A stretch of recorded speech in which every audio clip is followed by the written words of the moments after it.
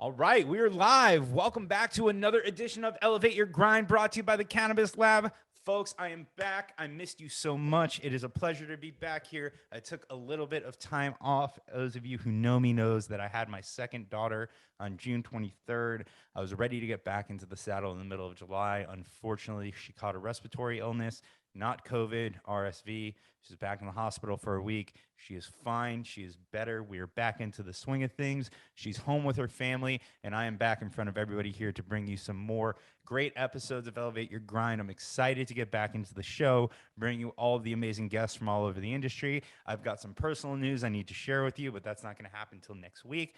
Outside of that, folks, we also have our first sponsor of Elevate Your Grind. Now, I've been very hesitant to bring sponsors onto the show because apparently I'm either allergic to money or something along those lines. But at the end of the day, I want to make sure that the sponsors that we bring you and the items that we're going to promote on the show are things that I believe in, right? So I've been very hesitant to take on any MMTCs as clients, any cannabis brands, anybody who I would need the ability to talk shit about, basically. So with that being said, I'm very excited for our first sponsor because they do great things. Listen, everybody knows that cannabis packaging in this industry is the absolute worst. Whenever I buy something, there's typically 2-3 layers of plastic in between me and my product. It is a giant pain in the ass. It creates a ton of waste. It's not good, and it needs to be better. That is where Contempo Specialty Packaging comes in with their packaging made from 100% hemp. That's right, folks. We are wrapping cannabis in canvas. Finally, hemp is an amazing product. The fact that more people aren't using it for their packaging blows my mind, but Contempo has brought a great solution to this industry. Contempo comes from a 40-year packaging background, servicing the top brands in the world of fashion. I know they've worked with like Vinci and a bunch of other great brands that I probably can't afford to wear, so you know it's quality, and they have over 4 years of cannabis packaging experience. Everybody who likes to make the dog years joke, that's 28 years in cannabis world. I hate that joke. Stop making it, folks. They work with many of the largest cannabis operators in the industry, and their 100% hemp packaging is just one of the exciting offers amongst many. I highly recommend it because, again, we're wrapping cannabis in cannabis. If you're looking for beautiful child-resistant packaging made from 100% hemp or any of their other great options for all of your cannabis projects, please visit contempopackaging.com. I can tell you firsthand that Contempo's packaging options are exceptional. I'll tell you why next week, and we are proud to have them as our sponsor. Again, if you're looking for 100% hemp packaging or just any packaging for your cannabis product that is child resistant, it is compliant and everything else, visit contempopackaging.com and tell them that C-Lab sent you. All right, folks. My guest today has been in the cannabis industry as long as Contempo Packaging has been in the cannabis industry. 4 years. And again, for you dog years jokers out there, that's 28. I'm really just doing this so people retire that stupid joke. But other than that, he's placed many other people who probably make that joke as well, too. Been around since, some of the inception of the industry. So please welcome my guest today, the founder and CEO of FlowerHire, David Belsky. David, thank you for joining me. Thanks for having me, and welcome back to the show. And I'm glad everything is moving forward with your family. Family always comes first. Thank you. Thank you. Yeah, this show was always kind of an escape from them, but everybody is happy and healthy. And I'll tell you what, and I don't know, you deal with a lot of people that are probably in between jobs and everything else. Rob told me it this way. It's very easy to keep the hamster wheel going when it's spinning. When you stop it, it's very hard to keep it back up again. You know that. How many times did I reach out to you and then ghost you again just because shit changed on my end? So I'm glad we're sitting in back into this, and you've brought your A game with the background and everything else there. So very cool. Thank you for joining me, man. David, listen, I looked at a lot of your interviews. I've done my research on you, and the one thing I say is I'm not sure if you've gotten a haircut or shaved in the past 4 years. Every interview I watch, the beard is longer, the hair is longer. Obviously, I'm joking, but 4 years ago, you made the decision to go from being executive, maybe a little bit more, to an entrepreneur, right? And that in itself is a very risky move. Take us back to just the beginning of FlowerHire. Give us a little bit of your story, kind of starting in the middle there, where it's, I have this successful staffing and recruiting career. What made you take the next leap? Right. Love that question. So I actually worked, for 13 years at one company helping to build a nationwide firm focused on executive search for tech. And mid 30s, successful but unfulfilled, I started getting more disenfranchised with the tech, vibe and the tech culture, and wasn't sure I was making the world a better place. And all of a sudden I realized I had an entrepreneurial itch I wanted to scratch. And I felt that building world-class teams and attracting talent and working with entrepreneurs and executives to grow out their teams was a skill set that was very much needed in the world. And about that time, I had realized I had a couple folks in my network that all of a sudden were working in cannabis in California. And this was the end of 2016. And I looked at that as a sign, and I reached out to those folks immediately, and I said, what the hell is going on?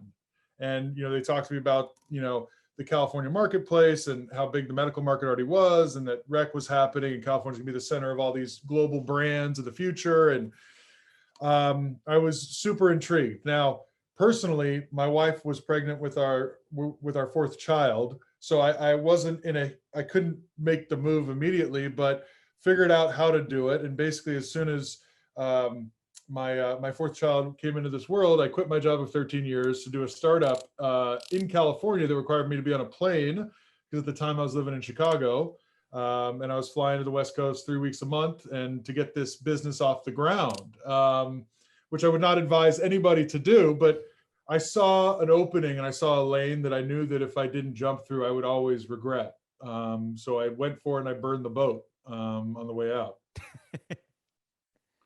Burn the boat. The burn the boat analogy, like the Vikings, when they were looking at new land back in the day, they'd go somewhere and they'd be like, no retreat, failure, not an option. They'd leave the boat behind.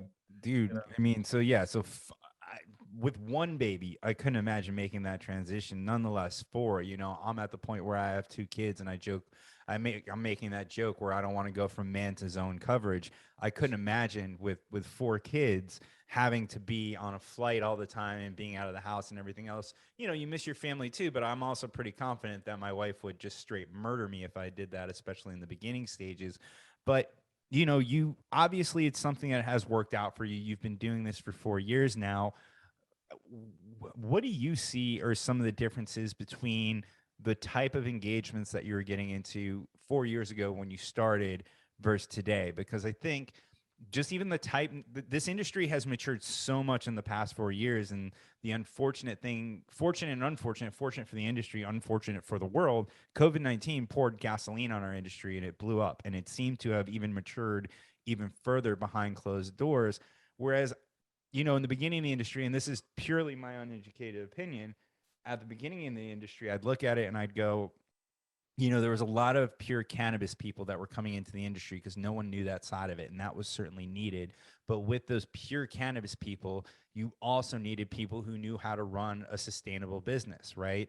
At this point in time, there's a big subgroup, I don't even know what you call it, that shits on those people a lot because they were part of the original cannabis industry. They were part of the black market. And listen, y'all are extremely important. We can't do it without you, but it's a marriage between the two cultures, if you will, that truly makes a business successful. Someone who understands accounting practices and taxation and standard business practice and standard operating procedures, and someone who truly understands, respects, and loves the plant. That's a marriage made in heaven. However, when I look at today's world, I feel like there is a much bigger well of people that were closeted cannabis enthusiasts that had professional careers, but were closeted for the fact that maybe they had a professional license associated with their name, or they were part of another group and couldn't come out of the closet with their cannabis use because they would lose their career and their livelihood. And those are the people that are just right now itching to enter the market. And I say that as being someone who I believe I'm in that last camp. So I'm truly interested to hear, the different types of engagements from 4 years ago to 3 to 2 to today. Well, there's a lot there. I mean, I think, 4 years ago, it was all like the very beginnings of the sort of legal industry in a lot of ways. Obviously, Colorado and Washington and Oregon were there, but there was, what is a business model that is sustainable in a legal licensed cannabis company, and how do you run a profitable business wasn't necessarily known at the time in 2017 and 2018.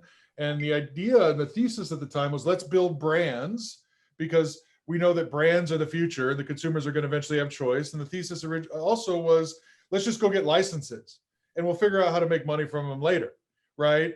Now, the industry's evolved considerably. Obviously the initial bubble burst, second half of 2018, if you will. And all of a sudden it wasn't about just getting licensed, about how you're actually going to make money and operate, right? So I think that since the end of 2019 and obviously with the essential services and COVID, the businesses that are emerging now and are growing now actually are profitable often and have a path to profitability, right?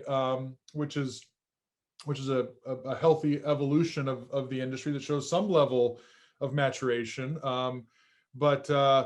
It's this industry it depends. Every state is its own little ecosystem, its own little community, if you will. It's not even really an industry. And so we as a business support, we've done placements in 14 different states, and California is our biggest market, but only accounts for about 20% of our business, right? So we see what's happening in this industry on a state by state basis. And, it's really, a unique lens. We're not picks and shovels at all, but I'd call us, railroads and power lines. If you look at talent and talent's impact on having a successful strategy as an organization. I'm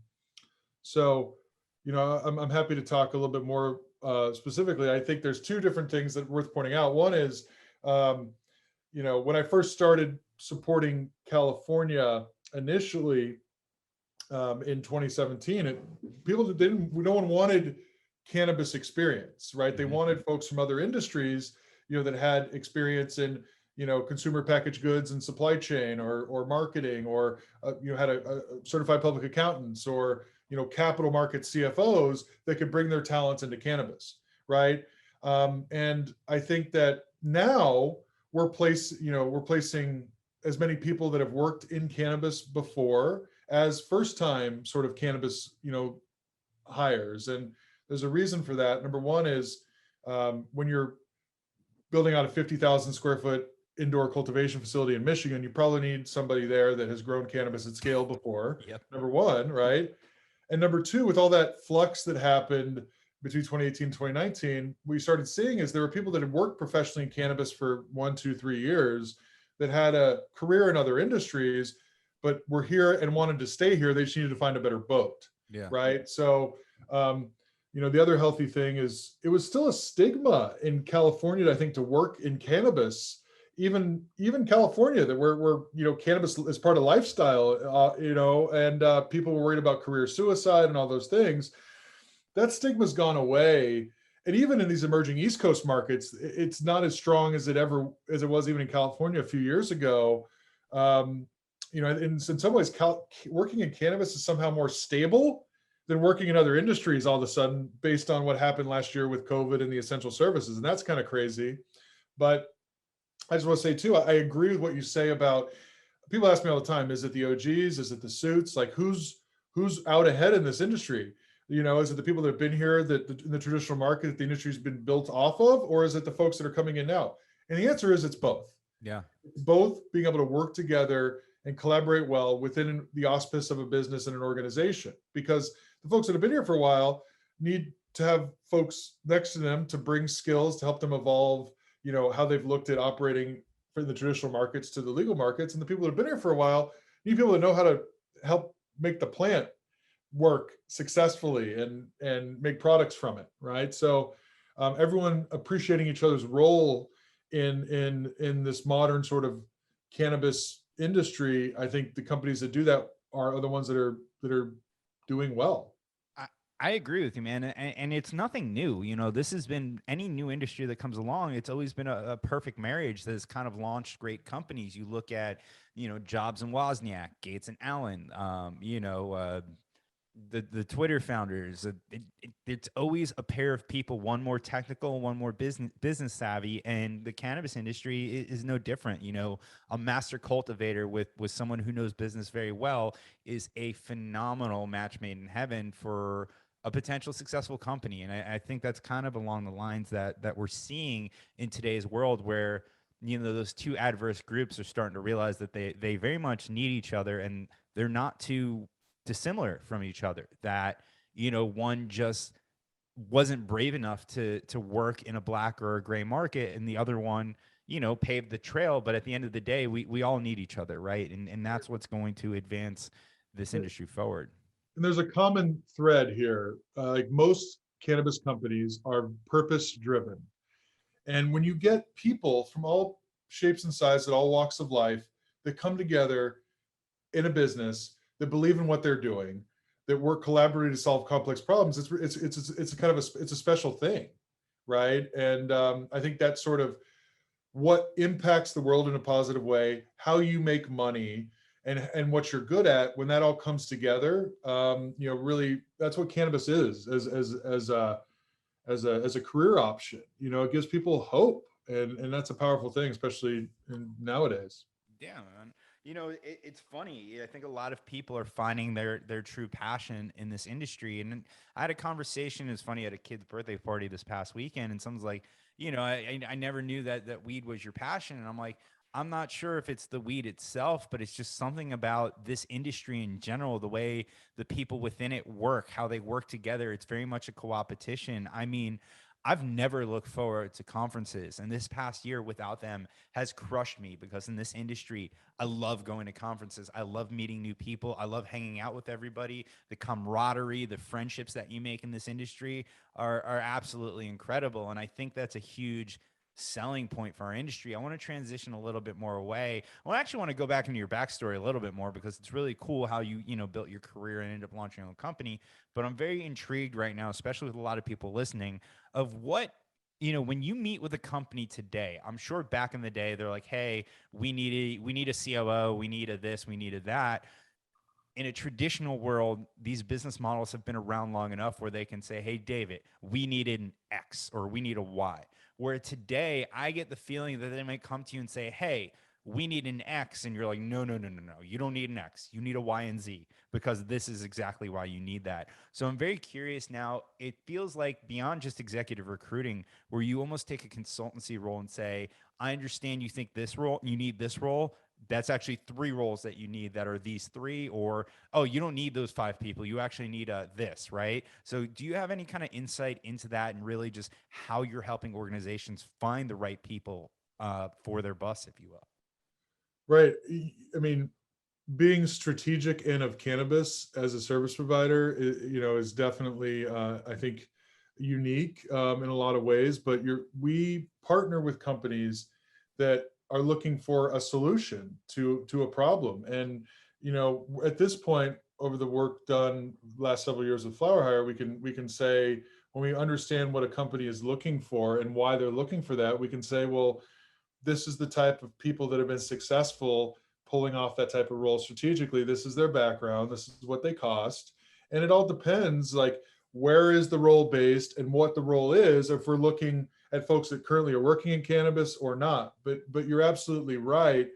This has never been done before. And ultimately, the org chart, if you will, of a vertically integrated operator in one state, let alone a vertically integrated operator with a multi-state footprint, is still a moving target. But we do bring a lot of sort of advice to the table, because before we take on an engagement with a customer, we want to feel like it's something that we can fill, and that expectations are realistic and aligned. So I think that we bring a ton of value, specifically in that way, to our client companies that are, trying to really formalize what they've been thinking that they need in the form of an actual job description that a human being may actually be able to fill and be successful in.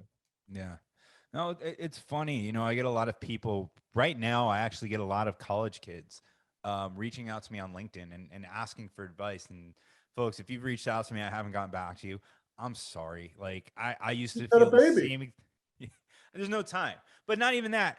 The amount of requests that I get, like, I used to be on the other side of that, and I'm like, there's no way you don't have time to respond to me. Holy shit. I'm sorry. I don't have time. I've tried setting up a call with a few of you.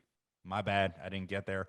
But, they ask me how they get into the industry and everything else. And I basically tell them, go figure out what you like to do, and then figure out how that applies to cannabis. And I think I've heard you talk about this, whereas it is a regular industry at this point. There are HR jobs, there are finance jobs, there are sales jobs, there are IT jobs, there are operational jobs, there are industrial jobs, there are agricultural jobs. Name a job, there's one that supports the cannabis industry. So if you are a lawyer, you don't need to learn how to grow a plant. You can go into cannabis law, or you could be a legal counsel for somebody. There's a lot of different things that you can do. So, I'm sure you do a lot of job fairs, and there's a lot of recruiting on your end as well too, to have a good candidate pool. I'm curious to know, when you talk to folks, how are those conversations going? I mean, does it kind of blow their mind where it's like, oh no, you can just be an HR rep in a cannabis company. We just got to find, a spot for you on the bus. Yeah, I think that perception always lags reality, especially in an industry like this where there's not a lot of information on what it's like to work in the industry. And I think we've always strived to kind of shed light on what is professional in cannabis. What does a cannabis executive look like? Who is that person and what is their background before cannabis? Because there's no information on that. So people are definitely intrigued. But to echo your point, like, a vertically integrated cannabis company has more of a diversity of skill set and job title and experience needed than any company on the planet. Because is it agriculture? Yes. Is it retail? Yes. Is it CPG and manufacturing? Yes. Is it the most regulated industry in the world? Yes. All of those things. So, I think that folks have started to kind of pick up on that and realize that more and more. But so much of our work, especially if we're talking to people that have never worked in the industry professionally, is to educate on the industry, what's going on, the unique value proposition of a specific company that we're representing and what they do and what they don't do. And really talking about what it's like to work in the industry, the good parts, creative entrepreneurial people solving complex problems, doing something that has never been done, with the realities of, it's a startup pace, it's hyper growth. You're operating without a net, you're constantly pivoting. There is more stress. Your benefits are probably less. And, just to be able to educate and talk through that with people in a manner where they can really understand if cannabis is the profession is right for them, right? So that is definitely part of what we do constantly. But if you're looking to get a job in the industry, I mean, you got to kind of look at career differently, in my opinion, than how society programs us to look at it. Like, there's, you're an associate, you're a senior, you're a manager, you're a director, you're a VP. In cannabis, the org charts for the most part are not so formal yet. So getting in and getting experience, whatever your title is, will pay off, because ultimately companies historically want to hire people with industry experience. There's just no one with that much professional industry experience yet. Yeah. So this is actually a chance in a lot of ways to live that American dream of go in, work hard, do something that you believe in, and be rewarded by the opportunity to move up the career ladder much quicker. Let me ask you a question on that front, right? And maybe this comes a little bit from personal experience as well too. So for those who don't know or watching the show, the way that I got into this industry was through a venture capital company that ended up being a very bad business partnership that I unfortunately didn't do my due diligence on beforehand. I found myself right before the birth of my first child, 2 weeks before, without a job. And I was at a point where I need to take care of my family, but I also found a passion that I have not found in myself in a long time, being in the cannabis space. Now, I live in South Florida, and at the time, only 14 of our MMTCs were operating, and I wanted to stay in this space. So for me, it was most likely that I would have had to get a retail job to stay in cannabis, and that just wasn't something at the time I could have even done. Part of me was like, you know what, get a job at a dispensary. I worked at Sears way back in the day, one of my first jobs out of college as a general manager. So I have the experience, I have the sales experience and everything else, but I'm like, do I really want to put 60, 80 hours into a physical store, be away from my family to work my way up through a company there to be on the retail side of things? That wasn't appealing to me, which ultimately led to starting this show.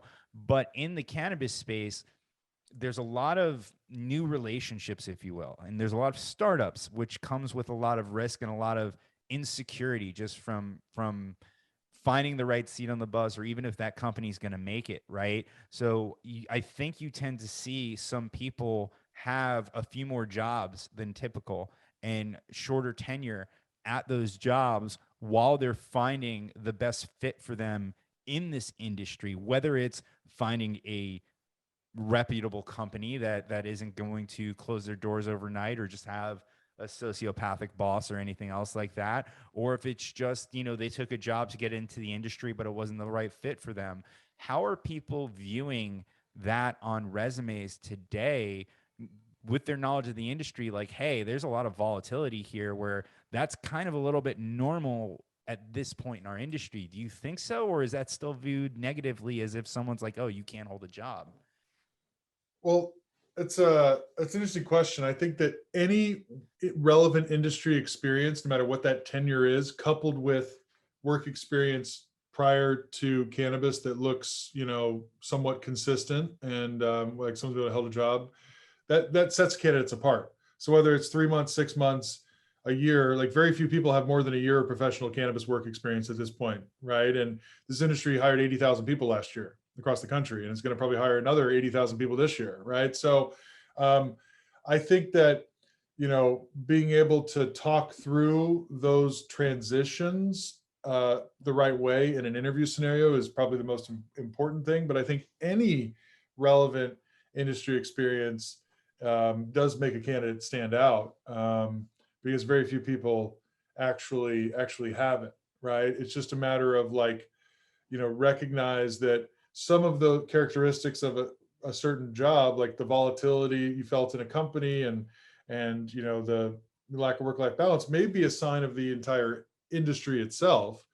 The thing about working for a sociopathic boss, there's a lot of companies out here that have great bosses that invest well in their team and treat their people with respect, right? So to recognize what is about the industry or about the specific operator that you're working for, when you're continuing to make sure you figure out what's the best choice for you in your own career.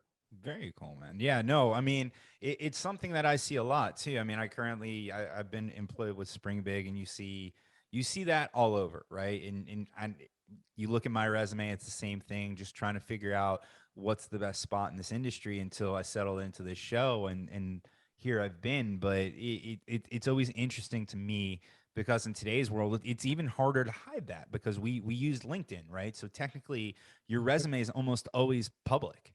So, that's the funny thing here. Well, it goes back to your dog years analogy that you hate. Like if you actually survive for a year at a company in cannabis, like that is saying something. And especially if you're on the ancillary side, trying to figure out how to sell into this industry too. I mean, there's a lot of companies and business models. It's still the Wild West. It's still unproven, right? But the idea that you understand this industry and what it's like to work in it already, going into a job interview, makes you so much better prepared to actually know how to go in and say you can be successful in a role because you've already understand what you're getting yourself into. Yeah. So one of the things I noticed, when you're looking for qualities of candidates for your clients here, you had talked about finding people who have been entrepreneurs, and I imagine because this industry is nascent. Most of the companies are truly startups. I mean, the longest ones have been around for what, like 4 or 5 years, maybe a little bit longer.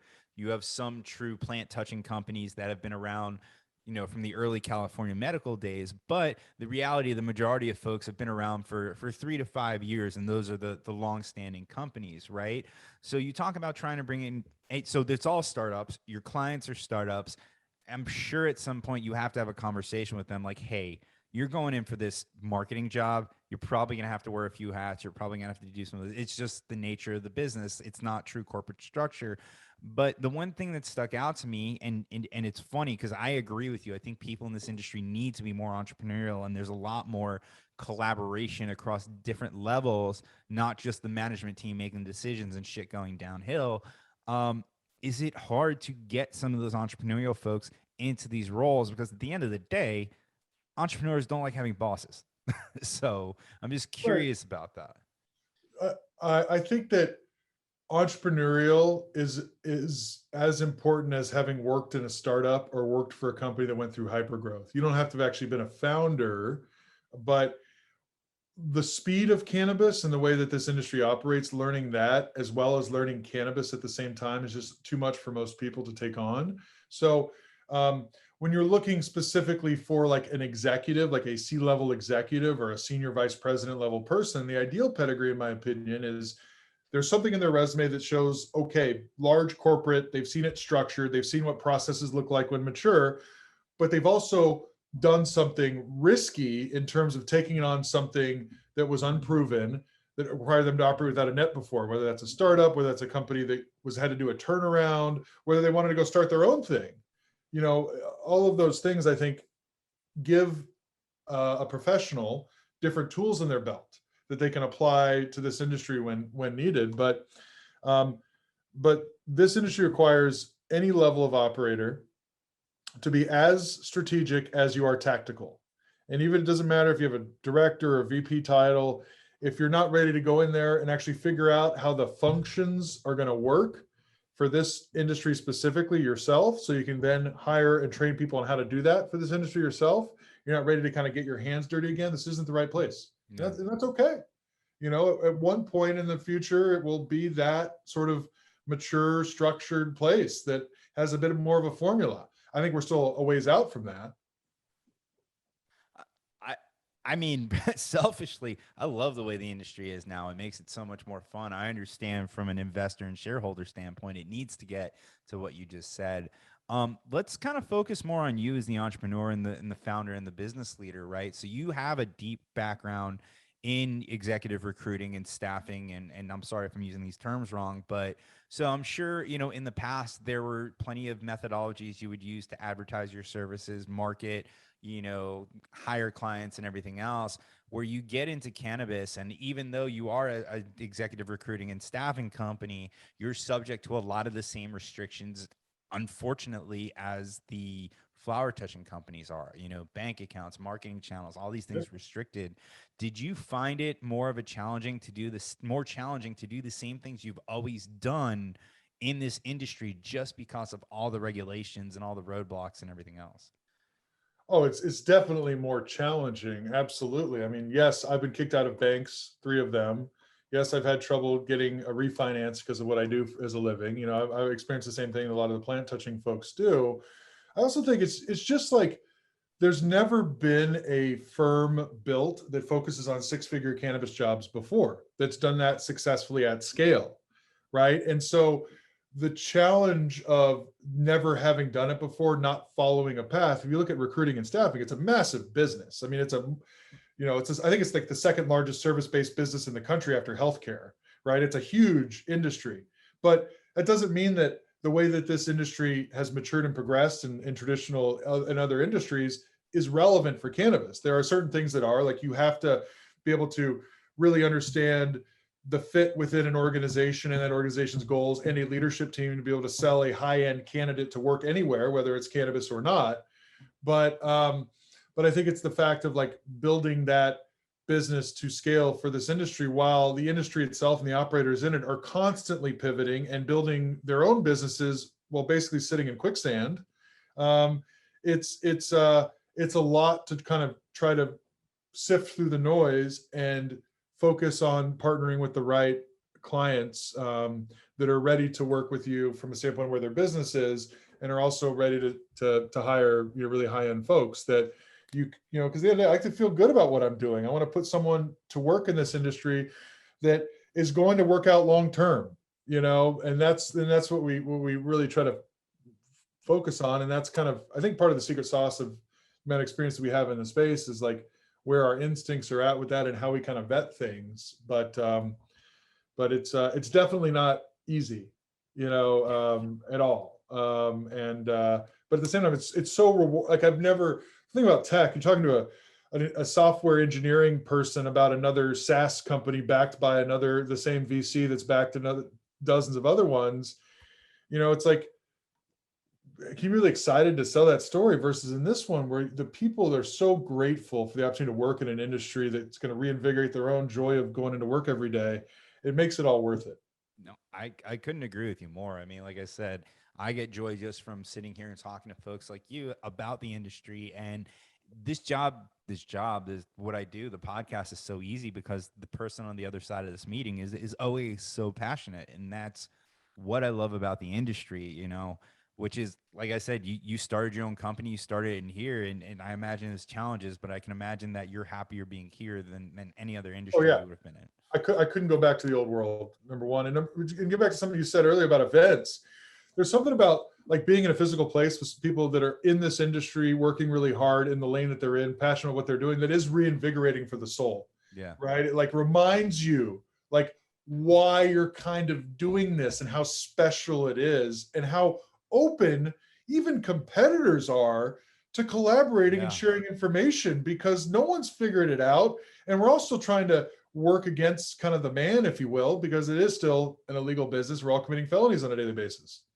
Eh, I also think we're all such big fans of each other. Like someone who could be your biggest competition, it's like you've looked up to them for so long where it's like, oh shit, like I know I compete with you, but if you want to do a collaboration, like I'm open. Like it's just because we all are generally in awe of each other. It's funny.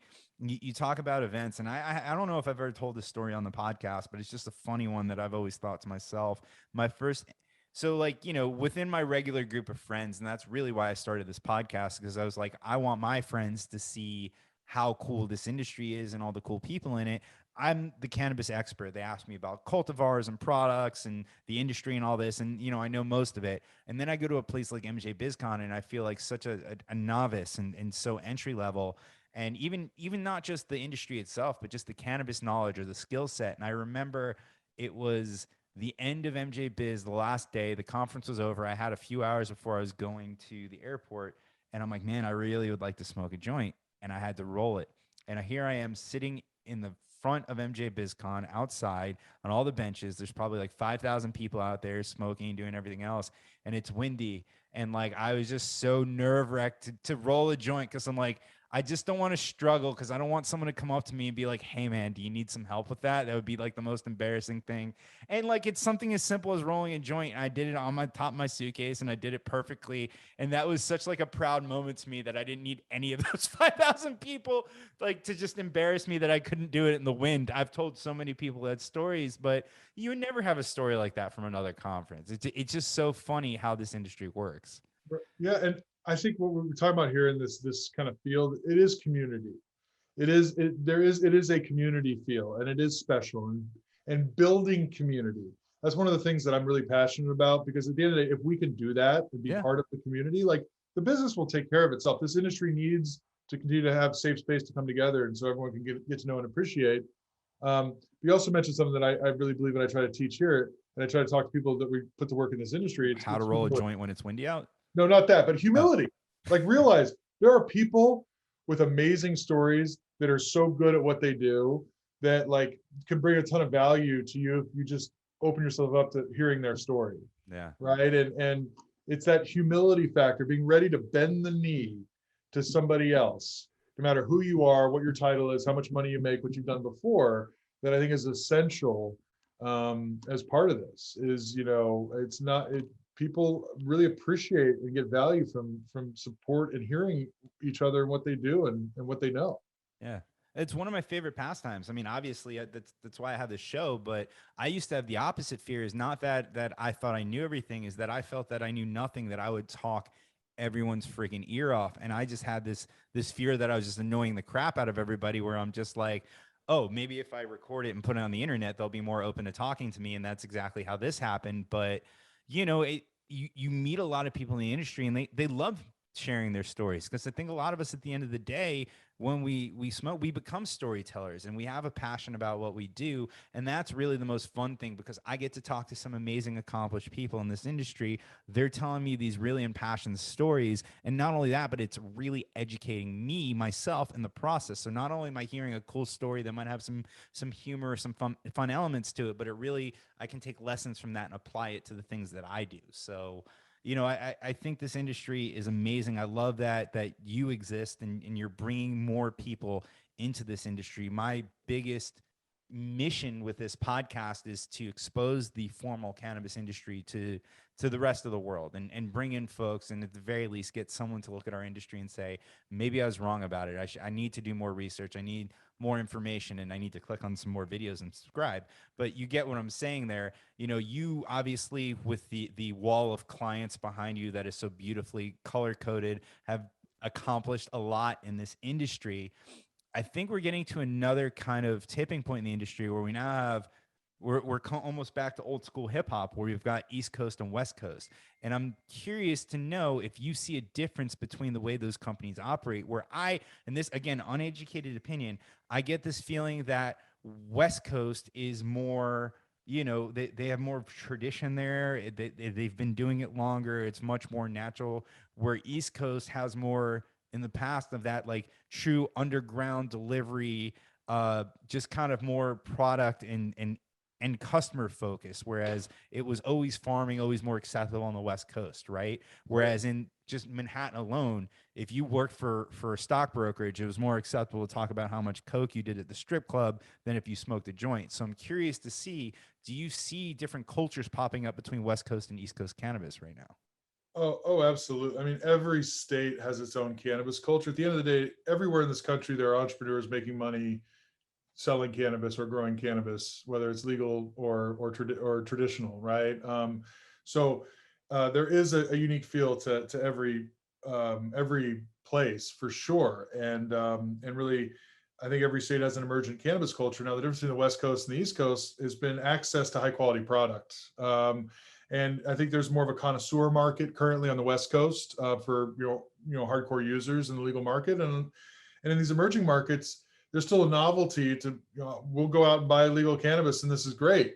Eventually, the connoisseur market, as these consumers have choice and these different state markets evolve, I think we'll start to mirror what's happening, what's happened on the West Coast in terms of, where choice brings operators to have to go in order to provide products that consumers want.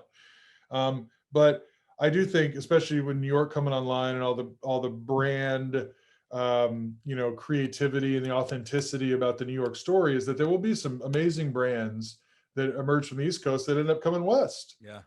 As opposed to just brands from the West Coast coming east, right?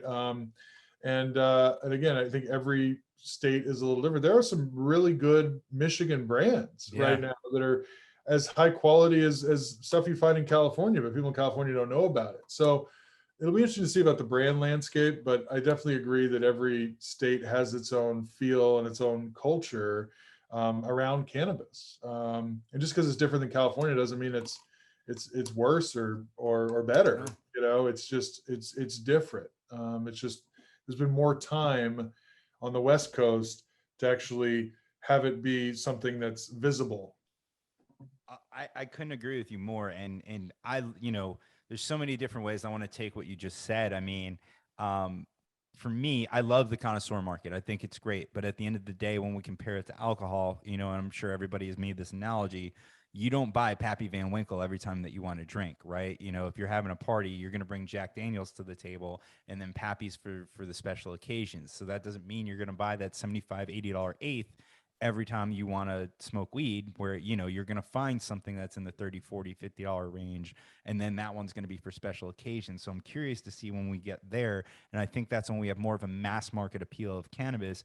But so the analogy that I came up with when talking to a lot of people is that the cannabis is very much like pizza, right? Where you have different styles of pizza in New York, Chicago, Detroit, it's focaccia bread. Okay. That's not pizza, but that's another conversation for another time. And I joked around. I said, California cannabis is like New York pizza. Yes, there's good pizza where you live and you got to find it.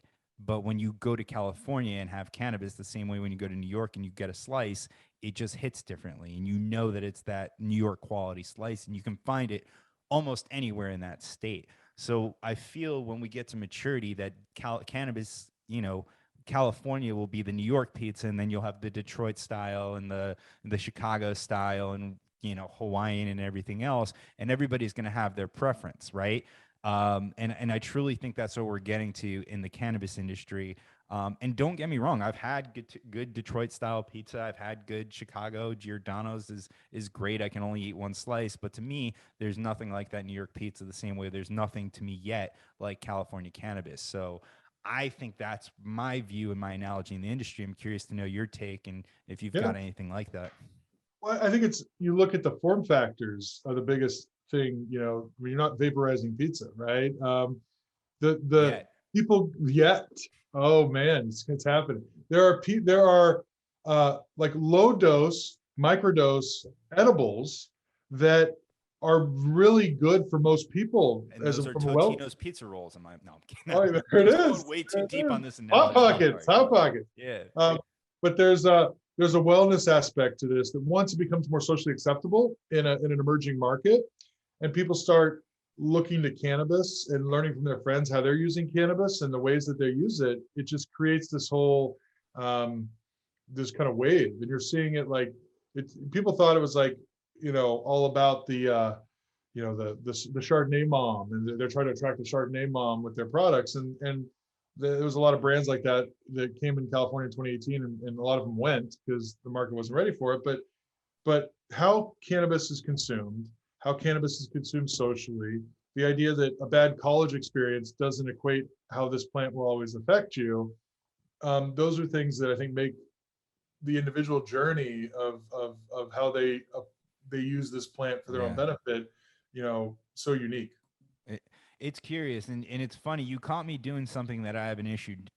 I tend to do a lot, and I notice it with other people too. So when we talk about the cannabis space, I tend to focus on the recreational marijuana side of it, and most specifically, more so the flower side of things, and maybe some of the concentrates and edibles. But in the reality of it, and especially in your world, the cannabis industry is so much larger and so much more overarching, where it is the adult use, the medical, the wellness, the kind of nutraceutical side, and then all the way down to CBD and industrial hemp. So you have this huge spectrum of products. And I've noticed, I don't know if you do too, when people talk about the cannabis industry, and I find myself falling back into it as I just did, that we tend to focus on adult use cannabis. Do you see that too? And you kind of have to like peel it back and say, well, have you thought about this or that?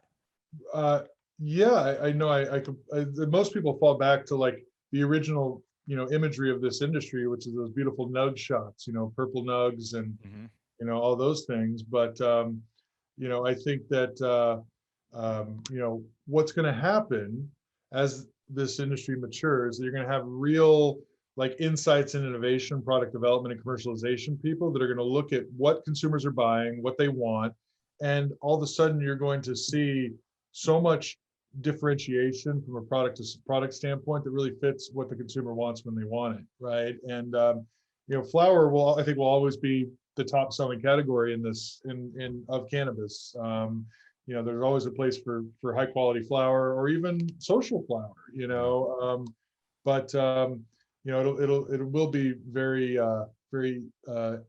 interesting to see how people take the different form factors. And if you start seeing that, like, strips that dissolve in the mouth are what people in Jersey like versus like, gummies is what people in Michigan like. And like, it'll be really interesting to see those regional things. I think you have that with craft beer. Like Yeah. you'll have that with cannabis, It's exciting, man. I'm so happy to be back in the swing of things and getting into these conversations. I feel like I'm a little bit behind the industry right now, but it's so much fun to talk about the different markets and the future of this. I mean, I got to take a things. There are things about this industry that continue to blow my mind. With New York, obviously, the infrastructure for New York cannabis needs to come back around. And Cuomo, you tried to cover up your allegations with legalizing cannabis, and you didn't do it, so they came back to kick you in the ass. Sorry, dude, but I'll comment on that. Everybody else, you can stay out of it. But at the end of the day, New York has legalized cannabis. They are allowing it to come to and from through the airport. And I spent a day in New York. I had a special trip up there, and it blew my mind that you're literally at a point in time right now. And I know everybody did it illegally. I didn't. Shut up, okay? You can literally smoke weed anywhere that you can smoke cigarettes in New York, Yes. and it is legal for the most part. Now, don't quote me on that. I'm not a lawyer. I don't know that, but that's what I was told. And I was literally walking down Decriminalized. decriminalized. Sorry. So I just remember walking down major streets in Manhattan, not like side streets or anything else, walking down Fifth Avenue, smoking a joint, and no one said a word. And it was crazy. And this was, 2 months ago. So I remember stuff like like that blows my mind. 10 years ago, I was in Boston and I was walking down Boylston Street, smoking a J-Bone, and I was with someone I was working with at the time. Like, you can't do that here. And cannabis is legal in Massachusetts. It has been for 4 or 5 years now. So it's crazy how quickly that can evolve when people feel comfortable to be themselves in public and do what they want to do. Yeah. Right. It's crazy. It's crazy, man. Well, listen, I know I've taken up a lot of your time. we've talked about a lot. We talked about all these different markets and everything else. Looking forward, obviously you sit at a very special place in the industry, bringing existing folks and new folks into these great roles, helping them advance their careers and everything else. Looking forward, what can we expect from FlowerHire? What are you expecting out of the industry? What are some of the things that you're looking forward to happen in the rest of 2021 and beyond? I mean, I think there's a wide open lane as it relates to a service provider for talent. So our goal for FlowerHire is to try to grow with the industry and become, over the last year, 2/3 of our business has been east of the Mississippi. I still think, the Midwest and East Coast are major sort of growth markets for us as a business. So the idea is to be part of the community and use our network as a platform to bring the industry and the community together in different states, because I've been able to travel to Michigan this year. I'm going to New York in a couple of weeks, and it's good to get out there again. But to bring folks together we know are in this industry together, like that's the goal of FlowerHire, is truly to be part of the industry and bring value to the operators in it by connecting good people with good people.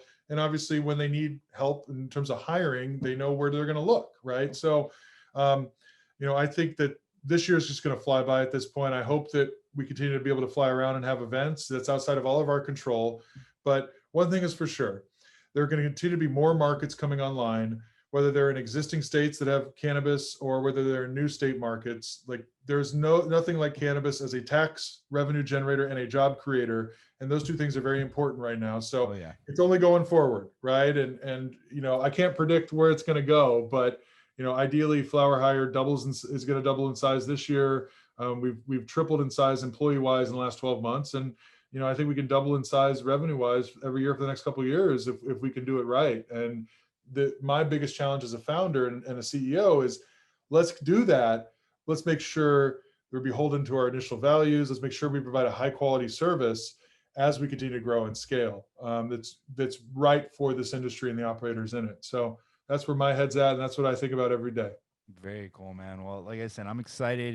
It was great meeting you. I love having you here and being one of those people in the industry that truly gets to shape it, right? Bringing in the right folks, putting them in the right locations. And, I'm excited to have you back in 6 months to a year from now and see the new markets that you're employing and helping light up and, putting good people in great places across the country. I'm going to give you a call when I come to Florida. It's not an if, but when. All right. 100%. I am here. Listen, I'm excited. Hopefully, I know it's bad with COVID cases and everything coming back up. I really hope that MJ doesn't go virtual. I hope we get to do it in person. I hope everybody takes the right precautions so we can get that done. But when you're in Florida, let me know. We will have some fun for sure, man. And I'll be out in California soon enough, so we'll have some real fun out there. All right, brother. Sounds good. Absolutely. Before I let you go, let's get all the plugs, the websites, the social media handles, Sure. and everything else. FlowerHire.com is our website. You can find our job listings. You can find, content, how to get blogs about getting jobs in this industry and where the jobs are and all those things. Social best thing is Instagram is @FlowerHire. You follow us on LinkedIn. My email address is david@flowerhire.com. And that goes to me. So there you go. Awesome. Well, thank you, David. Really appreciate you being here, and we will definitely have you back soon. And thank you to everybody at home. It has been an absolute pleasure to be back in this seat. Of course, make sure you check out contempopackaging.com. They are our first sponsor. We want to support them big.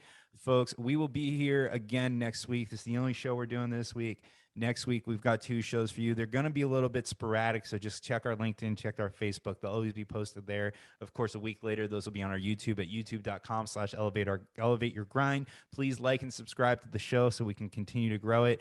After next week, we're going to start getting a little bit more consistent with the days and times of the show, so this way you know where to find it live. But until then, it's linkedin.com. At Cannabis Lab, and then at Cannabis Business Group on Facebook, youtube.com/elevate your grind. If you missed any part of this episode, it'll be live on our YouTube next week. I just told you the address, youtube.com/elevate your grind. Make sure you subscribe so you get all the updates. And folks, we'll see you next week.